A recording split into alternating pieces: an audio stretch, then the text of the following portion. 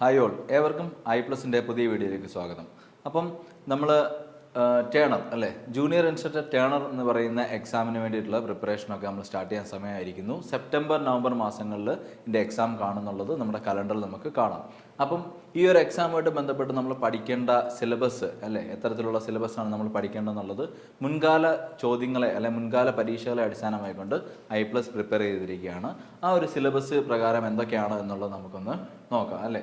അപ്പോൾ ആ ഫസ്റ്റിൽ നമുക്ക് പറയുന്നത് എന്താണ്, മൊഡ്യൂൾ 1 നോക്കുകയാണെന്നുണ്ടെങ്കിൽ നമുക്ക് പഠിക്കാനുള്ളത് മെഷർമെൻറ്റ് നോക്കാനുണ്ട് അല്ലേ. ദെൻ ലൈൻ സ്റ്റാൻഡേർഡ്, അതുപോലെ തന്നെ എൻ സ്റ്റാൻഡേർഡ്, സ്റ്റീൽ റൂള്.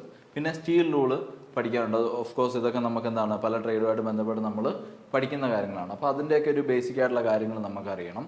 അതുപോലെ തന്നെ different type of hammer and chisel, അതുപോലെ material, then type, use, angles of chisel, അതുപോലെ മെറ്റീരിയൽ അല്ലെ ഫയൽസിൻ്റെയൊക്കെ മെറ്റൽ സെലക്ഷൻ, പിന്നെ ആ ഫയൽസിൻ്റെ ഡിഫറെൻറ്റ് ടൈപ്പ്, അതുപോലെ യൂസസ്, ദെൻ ഗ്രേഡ്, ഷേപ്പ്, അതുപോലെ ഹാക്സോ കട്ടിങ്, ഹാക്സോ ഫ്രെയിം, പിന്നെ ട്രൈ സ്ക്വയറിൻ്റെ യൂസ്, അതുപോലെ ബെഞ്ച് വൈസ്, അതുപോലെ തന്നെ മറ്റ് ടൈപ്പ് ഓഫ് വൈസുകൾ, പിന്നെ type of calipers, then type of blocks, scribing blocks, പിന്നെ സ്ട്രെയിറ്റ് എഡ്ജ്, അതുപോലെ തന്നെ സർഫസ് ഗേജുകൾ അഥവാ സ്ക്രൈബിംഗ് ബ്ലോക്സ്. അപ്പം ഇതെല്ലാം നമ്മൾ പല എക്സാമുകൾക്കായിട്ട് പലപ്പോഴായിട്ട് പഠിച്ചിട്ടുള്ള കാര്യങ്ങളാണ്. അപ്പം അതിൽ തന്നെ കുറച്ചുകൂടെ ഈ ഒരു ട്രേഡിന് വേണ്ടി ഫോക്കസ് ചെയ്തുകൊണ്ട് നമ്മൾ കുറച്ചുകൂടെ ആഡ് ഓൺ കൊടുത്തു കഴിഞ്ഞാൽ നമുക്ക് ഈസി ആയിട്ട് കവർ ചെയ്യാൻ പറ്റുന്ന ഒരു മൊഡ്യൂളാണ്. ദെൻ സെക്കൻഡ് മൊഡ്യൂളിലോട്ട് നോക്കുകയാണെങ്കിൽ അവിടെ നമുക്ക് ഡ്രിൽ മെഷീൻസിനെ പറ്റി പഠിക്കാനുണ്ട് അല്ലേ. അപ്പോൾ അതിൻ്റെ ഡിഫറെൻ്റ് ആയിട്ടുള്ള ഡിഫറെൻറ്റ് പാർട്സ്, അതുപോലെ പഞ്ചസ്, ആ പഞ്ചുകളുടെ യൂസ്, ദെൻ ഈ ഡ്രിൽ ടാപ്പ്, അതുപോലെ ഡൈ സ്റ്റോക്ക്, ഇതിൻ്റെയൊക്കെ നോമൻക്ലേച്ചർ,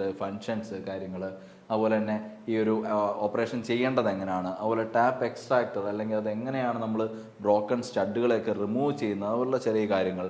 ദെൻ ഈ ഒരു ഡ്രിൽ സൈസ് കണ്ടെത്തുന്ന ആ ഒരു കാൽക്കുലേഷൻ പ്രൊസീജിയേഴ്സ്. ദെൻ അതൊക്കെയാണ് നമ്മൾ മൊഡ്യൂൾ 2 ഡിസ്കസ് ചെയ്യാനായിട്ട് ഉള്ളത്.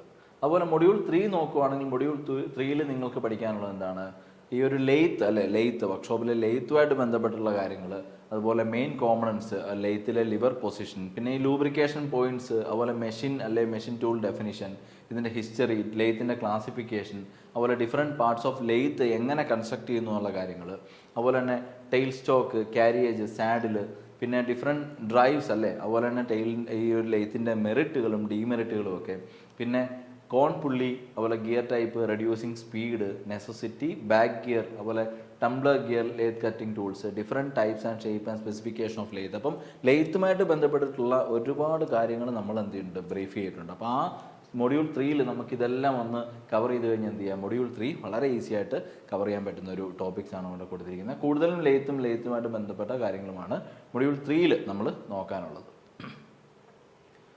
ദെൻ ടൂൾസ് അല്ലേ, ഈ ഒരു ലെയ്ത്തുമായിട്ട് ബന്ധപ്പെട്ടുള്ള ധാരാളം ടൂൾസ് വരുന്നുണ്ട്. അപ്പോൾ അതുപോലെ തന്നെ ടൂൾസ്, അതുപോലെ മെറ്റീരിയൽ പ്രോപ്പർട്ടീസ്, ദെൻ ഈ ഒരു കാർബൈഡ് ആയിട്ടുള്ള ടൂൾ സ്പെസിഫിക്കേഷൻസ്, അതുപോലെ shapes and properties of cutting tool material, പിന്നെ different type of lathe accessories ഉണ്ട്. അതെന്തൊക്കെയാണ്, independent chuck, self chuck, collet etcetera ഒക്കെ ഉണ്ട്. അതുപോലെ തന്നെ ഈ ഒരു വർക്ക് ഹോൾഡിംഗ് ഡിവൈസുകൾ, അതുപോലെ അതുപോലെ തന്നെ അവയുടെ യൂസ് അല്ലെ, ജോയുടെ ടൈപ്പ്, യൂസ് തുടങ്ങിയവയൊക്കെയാണ് നമുക്ക് മൊഡ്യൂൾ 3. അപ്പോൾ ഒരു ലെയ്ത്തുമായിട്ട് ബന്ധപ്പെട്ട ഒരു കംപ്ലീറ്റ് പോർഷൻസ് അസോസിയേറ്റ് ചെയ്ത് കിടക്കുന്ന ഒരു സോണാണത് മൊഡ്യൂൾ 3 എന്ന് പറയുന്നത്. അതുപോലെ മൊഡ്യൂൾ 4 നോക്കുകയാണെങ്കിൽ അവിടെ പഠിക്കാനുള്ളത് മൊഡ്യൂൾ 4 നമുക്ക് കാഴ്ച ഒരു ചെറിയൊരു മൊഡ്യൂളായിട്ട് കാണാൻ പറ്റും അല്ലേ.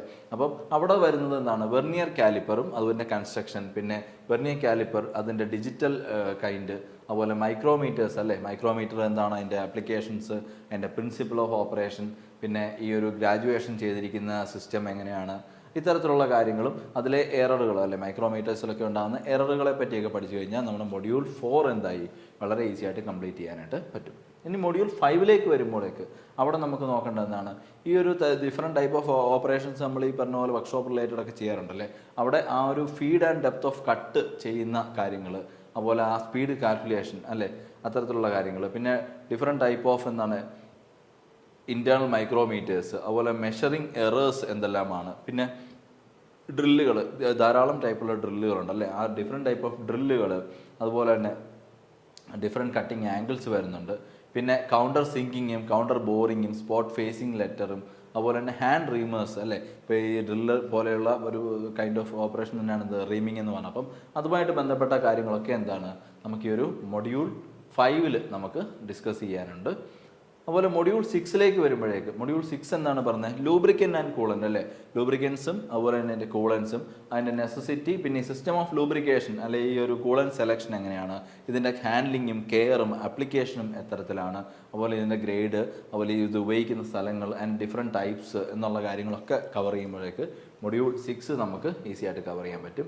അതും ഒരു ചെറിയ മൊഡ്യൂളിൻ്റെ ഒരു ലുക്കാണ് തരുന്നത്. ദെൻ എന്താണ് മൊഡ്യൂൾ 7 വരുമ്പോഴേക്ക് ഇൻ്റർചേഞ്ചബിലിറ്റിയുടെ കോൺസെപ്റ്റുകൾ അല്ലെ, ലിമിറ്റ്സ്, ഫിറ്റ്സ്, അതുപോലെ തന്നെ ഈ ഹോള്, ഷാഫ്റ്റ് തുടങ്ങിയവിടെയൊക്കെ ടോളറൻസ് അല്ലെ, ബേസിക് സിസ്റ്റംസ്, അത്തരത്തിലുള്ള കാര്യങ്ങൾ, പിന്നെ ഡ്രൈവിംഗ് പ്ലേറ്റും ഫേസ് പ്ലേറ്റും, അതുപോലെ തന്നെ ട്രാവലിംഗ് സ്റ്റഡീസ്, അതുപോലെ കാലിപ്പർ ട്രാൻസ്ഫർ, അതുപോലെ കൺസ്ട്രക്ഷൻ, പിന്നെ ലെയ്ത്ത് സെൻറ്ററും അതിൻ്റെ ടൈപ്പ് ആൻഡ് യൂസ്, അതുപോലെ ലെയ്ത്ത് ക്യാരിയറിൻ്റെ യൂസുകൾ, ഫങ്ഷൻസ്, പിന്നെ മാഗ്നറ്റിക് സ്റ്റാൻഡ് ഡയൽ ഇൻഡിക്കേറ്ററിൻ്റെ യൂസും, അതുപോലെ തന്നെ അതിൻ്റെ ടൂൾ പ്രൊഡക്ട്സിൻ്റെയൊക്കെ കെയറും. ഓക്കെ, ഇത്തരം കാര്യങ്ങളൊക്കെ നമുക്ക് എന്താണ് മൊഡ്യൂൾ 7 കവർ ചെയ്യാനുണ്ട്.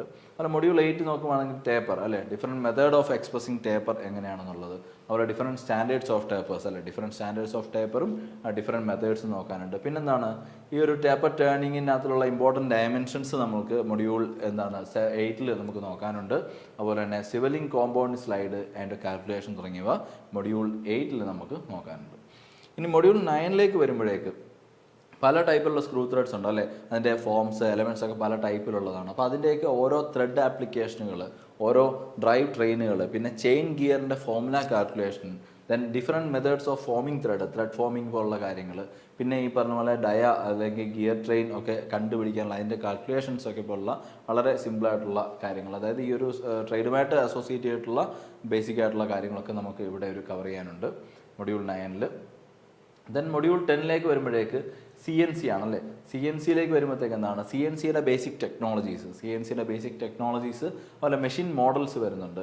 ദെൻ ഈ ഒരു സിസ്റ്റത്തിൻ്റെ കൺട്രോളും സ്പെസിഫിക്കേഷനും, അതുപോലെ തന്നെ ഫീഡ്ബാക്ക് സിസ്റ്റത്തിൻ്റെ ഇമ്പോർട്ടൻസ്, അതുപോലെ തന്നെ കൺസെപ്റ്റ് ആൻഡ് ജോമെട്രി, അതുപോലെ തന്നെ coordinate geometry, machine axis, then എന്താണ് cutting parameters, then tool geometry അല്ലേ, അതുപോലെ നോമൻക്ലേച്ചർ ഓഫ് ദ ഇൻസേർട്സ്, പിന്നെ ടൂളിംഗ് സിസ്റ്റത്തെ ഡിസ്ക്രൈബ് ചെയ്യുക ഫോർ ടേണിങ് അല്ലെ, ടേണർ എക്സാം ആണ്, അപ്പോൾ ടൂളിംഗ് സിസ്റ്റം ഫോർ എന്നാണ് ടേണിങ്.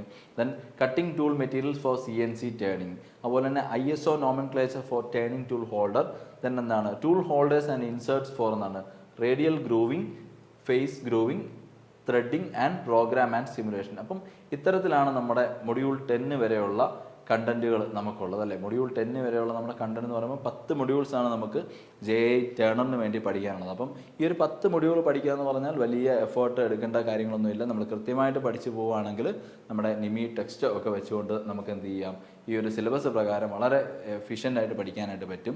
അതിനായിട്ട് I+ തയ്യാറാക്കുന്ന ഇൻറ്റൻസീവായിട്ടുള്ള കോച്ചിങ് ഈ കോഴ്സുകൾക്കായിട്ട് നമ്മൾ പ്രൊവൈഡ് ചെയ്യുന്നുണ്ട്. അപ്പം JEE ടേണർ കോഴ്സിലേക്ക് ജോയിൻ ചെയ്യാനായിട്ട് നമ്മളിവിടെ കൊടുത്തിരിക്കുന്ന ഡിസ്ക്രിപ്ഷനിൽ കൊടുത്തിരിക്കുന്ന നമ്പറിൽ കോൺടാക്ട് ചെയ്താൽ മതി. അപ്പം ഒരു നല്ലൊരു ജോലി കരസ്ഥമാക്കാനായിട്ട് നിങ്ങൾക്ക് ഇത്തരത്തിലുള്ള സിലബസ് കവർ ചെയ്ത് കഴിഞ്ഞാൽ വളരെ ഈസി ആയിട്ട് മാർക്ക് സ്കോർ ചെയ്യാൻ പറ്റുന്ന എക്സാംസ് ആണ്. അപ്പം അത്തരത്തിലുള്ള എക്സാംസിനായിട്ടുള്ള കോച്ചിങ്ങുകൾ എന്ത് ചെയ്യുക, വളരെ നേരത്തെ തന്നെ നിങ്ങൾ സ്റ്റാർട്ട് ചെയ്യുക. അപ്പം ഒരുപാട് നേരത്തെ സ്റ്റാർട്ട് ചെയ്താൽ എന്ത് ചെയ്യാൻ പറ്റും, റിവിഷനും ഒക്കെ കഴിഞ്ഞ് നല്ലൊരു സ്കോറിലേക്ക് എത്താനായിട്ടുള്ള സമയം നിങ്ങൾക്ക് കിട്ടും. അപ്പോൾ സെപ്റ്റംബർ നവംബറിൽ എക്സ്പെക്ട് ചെയ്യുന്ന JEE ടേണറിൻ്റെ ഇൻറ്റൻസീവായിട്ടുള്ള കോച്ചിങ് I+ൻ്റെ കോഴ്സിൽ ജോയിൻ ചെയ്യാനായിട്ട് നിങ്ങൾ ഉടൻ തന്നെ കോൺടാക്ട് ചെയ്യുക. താങ്ക്